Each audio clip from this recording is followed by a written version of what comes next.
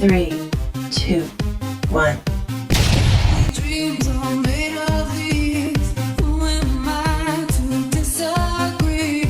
Travel the world in the 7 seas.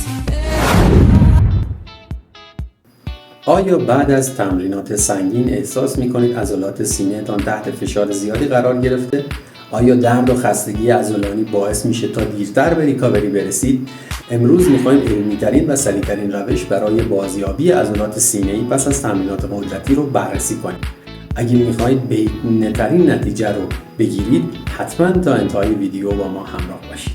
تمرینات قدرتی شدید باعث آسیب‌های ریزی در فیبرهای عضلانی شما می‌شود. این آسیب‌ها بخش طبیعی فرایند رشد عضلانی هستند، ولی اگر ریکاوری درست انجام نشود، می‌تواند به کاهش عملکرد و حتی آسیب‌های بیشتر منجر شود. یکی از اولین و مهمترین اقدامات برای ریکاوری سریع سرد کردن عضلات است. آب سرد یا استفاده از یخ نه تنها التهاب رو کاهش میده، بلکه باعث تسریع در ریکاوری فیبرهای عضلانی میشه. در کنار این ماساژ عمیق و تکنیک‌های علمی افزایش گردش خون فیبرهای آسیب دیده رو تحریک به بازسازی میکنه. در واقع رویکرد درست علمی، استفاده از تکنیک‌های سرد کردن، ماساژ حرفه‌ای و مصرف درست مکمل‌ها میتونه کمک کنه تا در کوتاه‌ترین زمان عضلات سینه‌ای قوی‌تر و بزرگتر بشن.